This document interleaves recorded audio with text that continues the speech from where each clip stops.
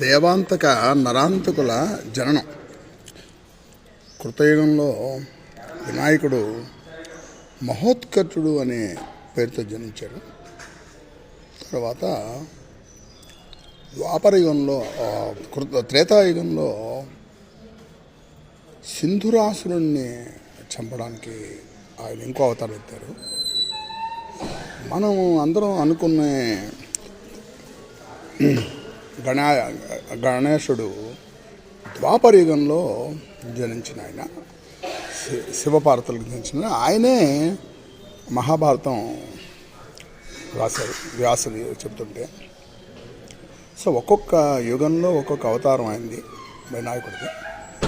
So ఇవాళ మనం దేవాంతక నరాంతకుల జననం గురించి చెప్పుకుందాం. ఈ దేవాంతక నరాంతకులు ఎవరో మనకి తెలియదు, కానీ మా చిన్నప్పుడు ఎవరైనా కొంచెం తెలివైన వాళ్ళుగా ఉంటే వాడు దేవాంతకుడు అండి అనేవారు. సినిమా కూడా ఎన్టీ రామారావు దేవాంతకుడు వచ్చింది.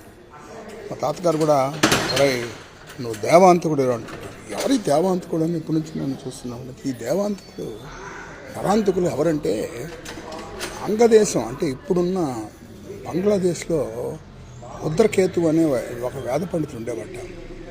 ఆయన నిత్యాగ్నిహోత్రుడు, సర్వవేద విశారదుడు, ఈశ్వరోపాసకుడు, గోబ్రాహ్మణ దేవతా పూజకుడు. ఆయన ధర్మపత్ని శారద, ఆవిడ సంపన్న రూపలావణ్యాలు ఉన్న ఆవిడ కొంతకాలం గర్భవతి. రుద్రకేతు ఆవిడ భార్యకి అన్ని కాసులను అది పరిచయం చేసేవాట. ఆవిడ కొంతకాలానికి ఇద్దరు కవల పిల్లలకి జన్మించింది. వాళ్ళు విశాల నేత్రులు, ఆజానుబాహులు, సుందరులు. వాళ్ళని చూసి బ్రాహ్మణుడు చాలా మొదలుపెట్ట, అమ్మయ్య బతికాను నేను, నా తపస్సు ఇదైంది అని చెప్పి జ్యోతిషులు పిలిపించి వాళ్ళందరికీ దేవాంతకుడు నరాంతకుడు అని నామం చేశారు. వచ్చిన జ్యోతిషులందరూ వాళ్ళని దీవించి వెళ్ళిపోయారు. వాళ్ళిద్దరూ పరమ సుందరులు, తేజస్సులు తయారయ్యారు. వాళ్ళ బాల్య చర్చలు అందరికీ ఆనందాన్ని కలిగజేస్తున్నాయి. సాహసభరితంగా ఉన్నది. మహాపరాక్రమంతులు, తేజస్సులు, యశస్సులు అవుతారని అందరూ భావించారు. ఈ ప్రశంసలు నెమ్మదిగా నారదుడు చెవినబడాయి. ఆ రుద్రకేతు దంపతులు నారదుని భక్తులతో సత్కరించారు. వాళ్ళ పుత్రులను పిలిచి నారదుని నమస్కారం చేయమన్నారు. చూసి ఈ పుత్రులు చాలా చూడ్డానికి వచ్చాను, వీరు ధీరులు, అత్యంత పర్వకరులు, వీరు త్రైలోక్య విజయం పొందుతారు.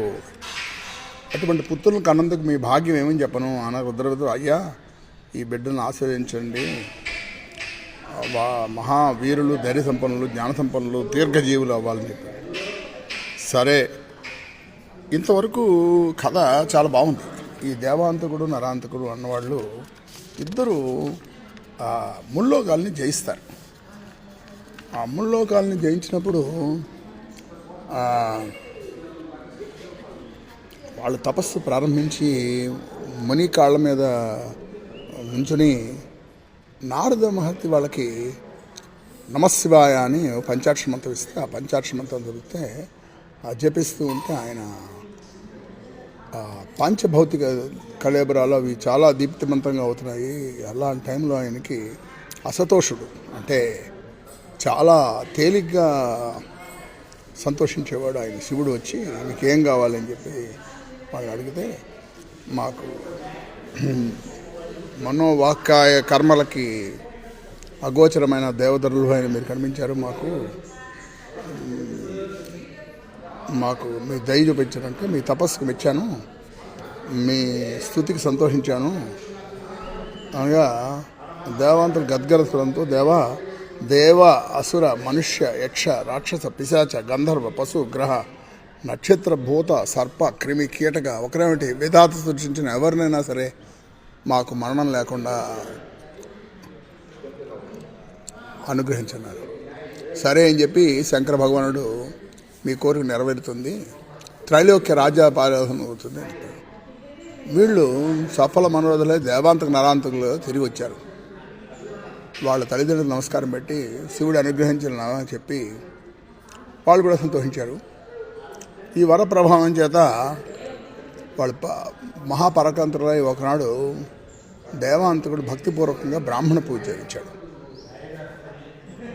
అప్పుడు తన సోదరుడితో ఏమన్నాడు, నరాంతకుడితో ఏమన్నా అంటే, శంకర భగవాన్ అనుగ్రహం చేత నేను స్వర్గలోపంపై విజయం చేయించడానికి వెళ్తున్నాను. సో దేవాంతకుడు అన్నారు కదా, ఆ దేవాంతకుడు అనేది బిరుదన్నమాట. నువ్వు నరాంతకుడు అని పేరుంది కాబట్టి నరులమని నువ్వు ఓడించడానికి వెళ్ళు అన్నారు. అలాగా దేవతలను ఓడించిన దేవాంతకుడు నరులను ఓడించిన నరాంతకుడు అయ్యారు. ఆహా, ఇంతవరకు చాలా బాగుంది అని అనుకున్నాం కదా మనం. ఈ దేవాంతకుడు నరాంతకుల కథ మనం వచ్చేసారి మనం చెప్పుకుందాం. ఇవాళకి మనం దేవాంతక నరాంతకుల గురించి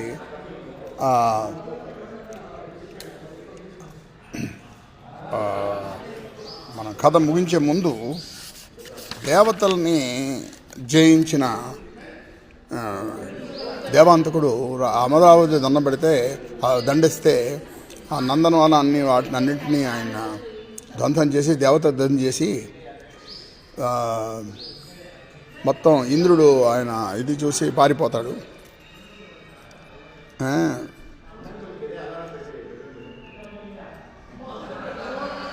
ఈ నరాంతకుడు భూమి మీదకి వెళ్ళి అందరినీ జయిస్తాడు.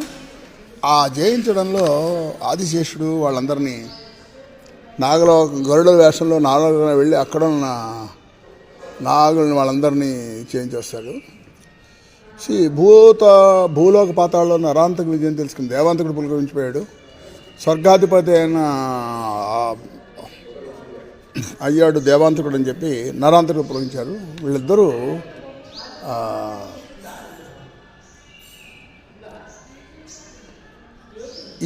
ఈ సమయంలో ఏమైందంటే కశ్యపుడు ఒక యజ్ఞం చేసి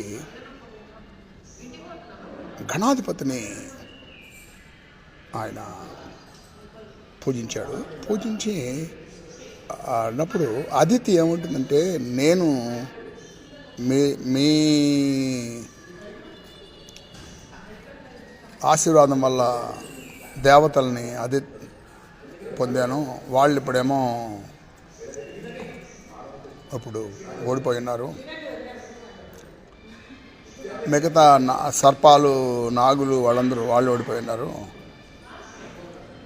మరి ఎలాగా అని చెప్పి అంటే, అప్పుడు వినాయకుడు ఏమంటాడంటే, నేను మహోత్కచుడిగా వచ్చి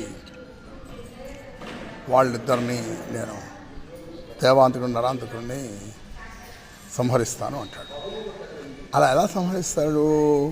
వాళ్ళు ధర్మ ప్రకారంగా ఉన్నంత వరకు భగవంతుడు ఏం చేయలేడు. వాళ్ళకి గర్వం తెప్పించాలి, గర్వం తెప్పించిన తర్వాత వాళ్ళని నశింప చేయాలని చెప్పి కశ్యపుడు ఒక ఇది చేస్తాడు. ఇప్పుడు ఇంతవరకు మనం ఆ కథని కాబట్టి రెండో భాగం మనం రేపు తెలుసుకుందాం. ఇంతవరకు దేవాంతకుడు నరాంతకుడు ఎలాగా స్వర్గలోకాన్ని భూలోకాన్ని మర్త్యలోకం అంటారు, భూలోకాన్ని పాతాళాన్ని జయించారో తెలుసుకున్నాం. ఇది దేవాంతకులు నరాంతకుడు యొక్క జననం అన్నది అని తెలుసుకుందాం. Signing off Rajasekhar పోలాపరేట.